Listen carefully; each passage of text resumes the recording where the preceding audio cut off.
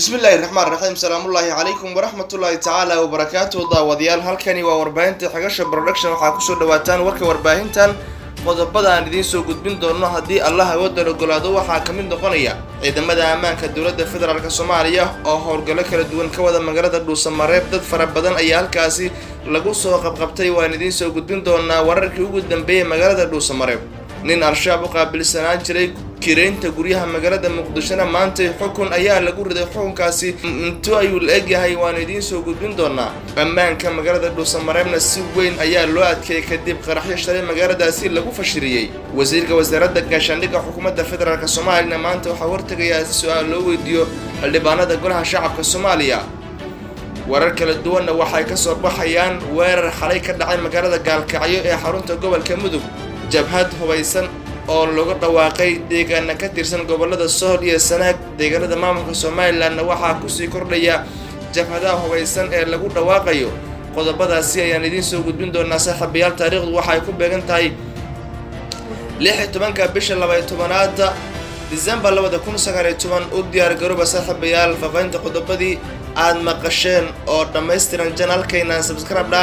calaamada kambareelka furta muuqaalkana si share gareeya si uu gaaro saaxiibo fara badan oo wararkeena u hamuun qaba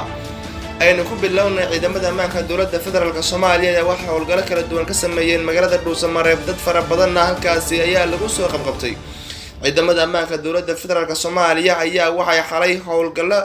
dad lagu soo qabqabtay ka sameeyeen magaalada Dhuusamareeb ee xarunta maamulka dawlad goboleedka Galmudug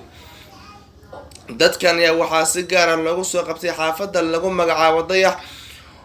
oo ku taala magaalada Dhuusamareeb waxaana halkaasi lagu soo qabqabtay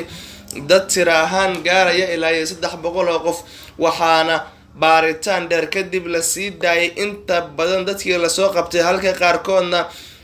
la geeyay xabsida ku yaala magaalada Dhuusamareeb si baaritaan dheeraad ah lagu sameeyo howlgalkan ayaa waxa uu imaaday kadib markii shalay magaalada Dhuusamareeb lagu qabtay qaraxyo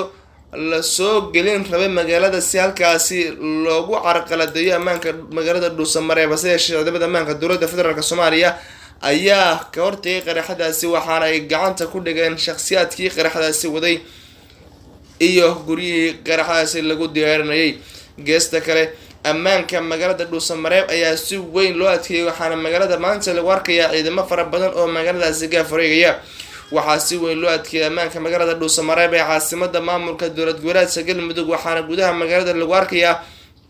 ciidamo hubaysan oo aad u fara badan kuwaas oo loo xil saaray sugidda ammaanka magaalada Dhuusamareeb ee caasimadda maamulka dawlad goboleedka Galmudug ciidamada magaalada la soo dhoobay ayaa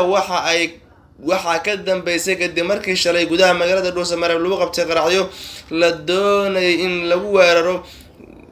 sidoo kale waxaa gacanta lagu dhigay shakhsiyaadkii qaraxadaasi diyaarinayay iyo gurigii qaraxadaasi lagu diyaarinayay taniyo markii la soo afjaray khilaafka dawladda federaalka Soomaaliya iyo maamulka Ahlusunna wal Jamaa waxa magaalada Dhuusamareeb laga dareemayay saameynta heshiiskii ay wada galeen dawladda federaalka Soomaaliya iyo maamulka Ahlusunna wal Jamaa waxaana ammaanka magaalada Dhuusamareeb uu ahaa mid aad loo sugay maalmihii la soo dhaafay dawladda federaalka Soomaaliya ayaa waxa ay ku dadaalaysaa xaqiijinta ammaanka magaalada Dhuusamareeb si halkaas loo qabto doorasho xor iyo xalaal ah oo ka dhacay deegaanada dawlad goboleedka Galmudug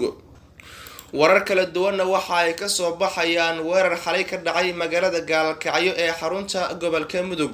waxa faahfaahin kala duwan ay ka soo baxayaan weerar xal loo qaaday magaalada Gaalkacyo ee xarunta gobolka Mudug weerarka ayaa waxa uu ahaa weerar pampano waxaana jira khasaare ka dhashay weerarka sida ay sheegayaan wararkayna soo gaaraya gudoomiyaha gobolka Mudug ayaa waxa uu sheegay xilli uu la hadlay warbaahinta in weerarkaasi aysan geysanin dagaalyahan ka tirsan al-shabaab balse ay geysteen shakhsiyaad dana gaar ah oo doonaya inay qalqal geliyaan ammaanka magaalooyinka nabadda ah ee ku yaala gobolada Mudug iyo Galgaduud gaar ahaan deegaanada dawlad goboleedka Puntland ayaa waxa uu sheegay in dad dana gaar ah ay qaska wadaan marka laga soo tago weerarkii xalay dhacay waxa maalmihii la soo dhaafay deegaanka ka tirsan gobolka Mudug ka dhacay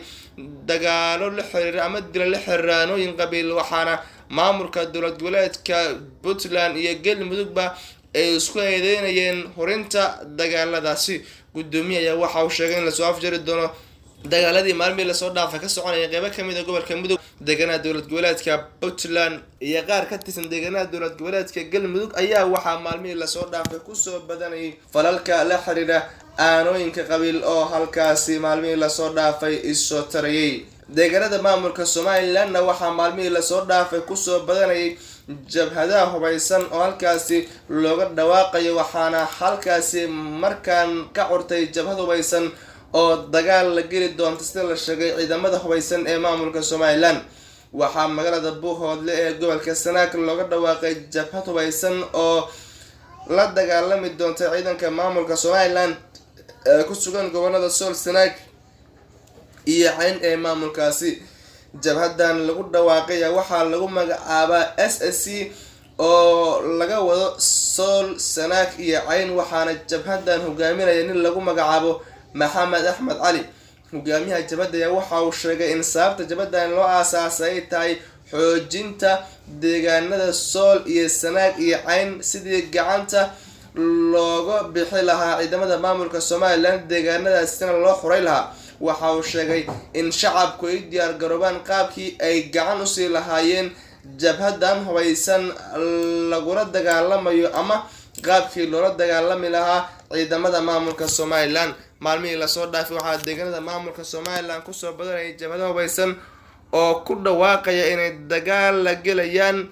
maamulka hogaamiyo Muuse Biixi Cabdilaahi haddana ma jiro wax warax oo ka soo baxaya maamulka Somaliland oo ku aadan jabhadan hubaysan oo looga dhawaaqay deegaanada maamulka Somaliland oo ka arrimiyo nin oday ah oo guryaha ku xiran jiray dagaalyahanada al-shabaabna waxaa maanta xukuntay maxkamad Axmed Cali Bakar ayaa waxaa loo haystaa inuu kamid ahaa dagaalyahanada al-shabaab gaar ahaan uu qaabilsanaa kooxdani kala kireynta guryaha magaalada Muqdisho iyo in uu ugu wakiil ahaa xarumaha caafimaad ee ku yaala magaalada Muqdisho oo uu ku lahaa wakaalad iyo kortagid inta uu dib u noqonayo maleeshiyada Axmed ayaa ciidamada ammaanka xogtiisa hayeen ayaa waxaa laga soo qabtay mid kamid ah xarumaha caafimaad ee ku yaala magaalada Muqdisho waxaana xilligaasi lala qabtay bukaan al-shabaab oo uu diiwaan geliyay inuu adeerkiis yahay July ayay soo qabteen ciidamada ammaanka dowladda federaalka Soomaaliya waxaana baaris dheer ku soo wareejiyeen xafiiska xeeraalinta ciidamada qalabka sida 14 December isla markaana waxaa garsoorka xafiiska ka codsaday in la geeyo eedeysanayaasha xabsiga dhexe baaris dheer kadib ayaa codsadeen xafiiska xeeraalinta ciidamada qalabka sida si loo mudeeyo dhageysiga dacwadda 12 bishii November waxaana maxkamaddu aqbashay 13 bishii tagtay qareenka u doodaya eedeysanaha ayaa waxa uu maxkamadda u sheegay in Axmed lagu cadeeyay shaqada uu hayay waxaana uu maxkamadda ka codsaday in loo naxariisto maadaama uu dayahay garsoorayaasha oo ay ku qaatay dhageysiga kiiskaas saacado ayaa ugu dambeyntii waxay go'aamiyeen in lagu xukumo 10 sano xabsi ciidanay sida warbaahinta u sheegay gaashaanle sare Xasan Cali Nuur Shuute gudoomiyaha maxkamadda darajada koowaad ee ciidamada qalabka sida Soomaaliya gudaha nabarka ka daawanaysan warbaahinta xigasha production waa naga intaay nabadgelyo